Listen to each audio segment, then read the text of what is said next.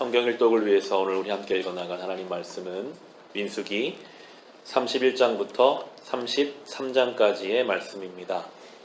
민수기 31장에서 미디안과의 전쟁, 그리고 전쟁에서 승리하고 이 미디안을 완전히 진멸시키는 내용이 나오게 됩니다.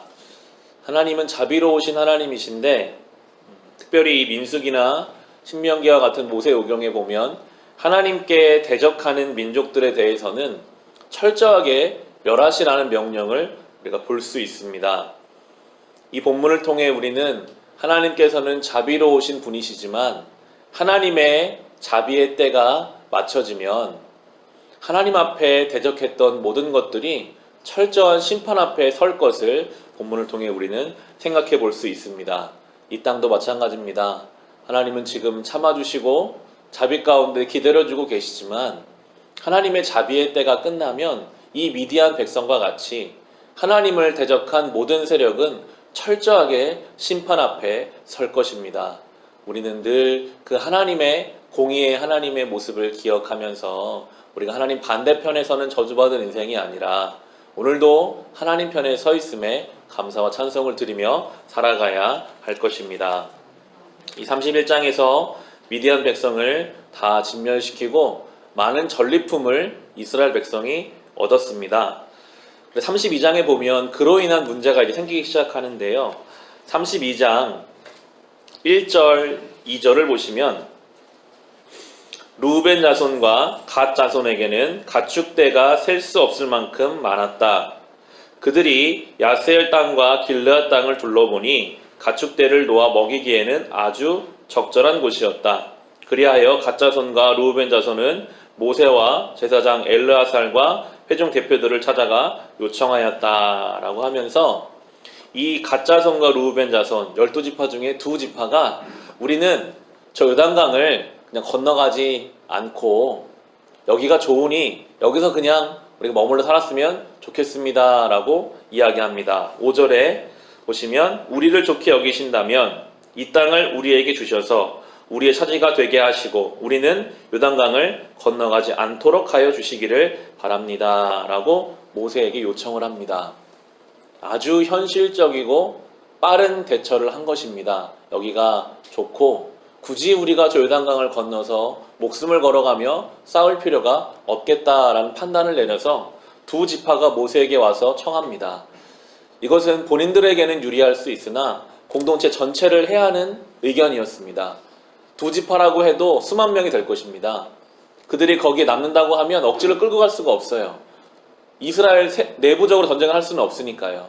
그런데 그 2지파가 남는다고 하면 아마 다른 지파들도 그럼 우리도 안 가겠다. 우리도 안 가겠다.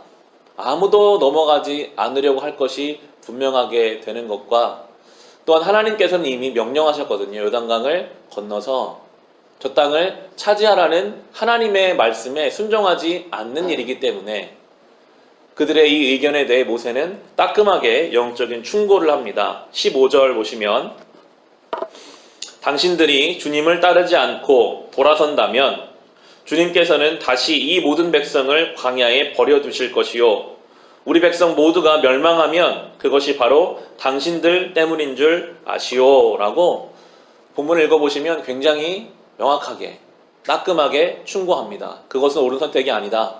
하나님 원하시는 것이 아니고 공동체를 해야 하는 일이다 라고 분명하게 모세가 이야기를 했고 다행스럽게도 이 르우벤과 갓 자손의 대표들은 그 모세의 충고를 듣고 받아들입니다. 그러면 우리가 더 앞장서서 싸우겠습니다.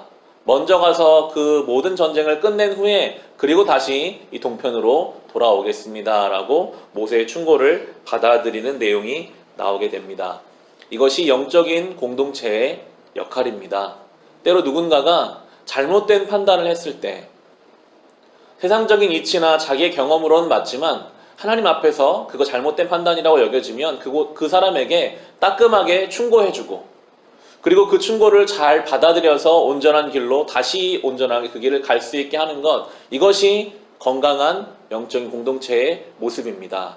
참 중요합니다. 잘못된 일을 사랑하는 마음으로 이야기해주고 그 이야기를 잘 받아들이는 것, 이게 참 쉽지가 않거든요.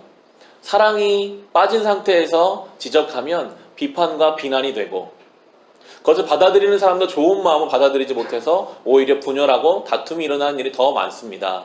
바라기는 우리의 교회가 그리고 우리의 가정이 이렇게 영적으로 깨어있는 공동체가 되어서 잘못된 길을 갈 때 붙잡아주고 나에게 해주는 충고를 사랑으로 받아들일 수 있는 성숙한 공동체가 되기를 소망합니다.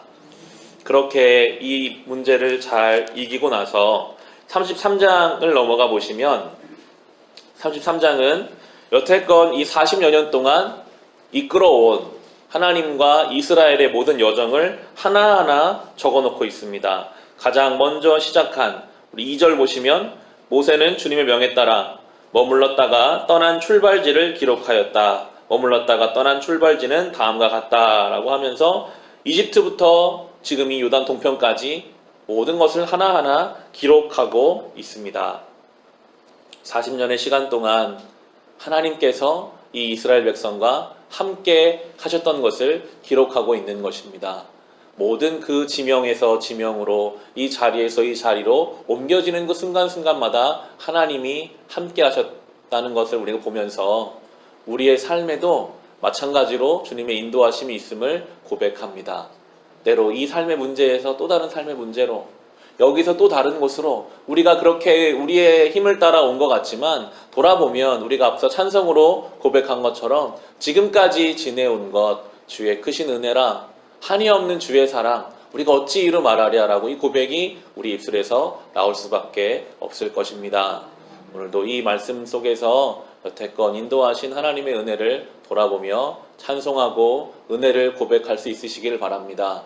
감사한 것은 앞으로 하나님이 우리의 삶을 인도해 가실 겁니다. 이스라엘 백성은 이제 요단강을 건너 여리고성을 지나 하나님 약속하신 그 땅을 향해 나아가는 동안 하나님이 함께 하심을 경험합니다.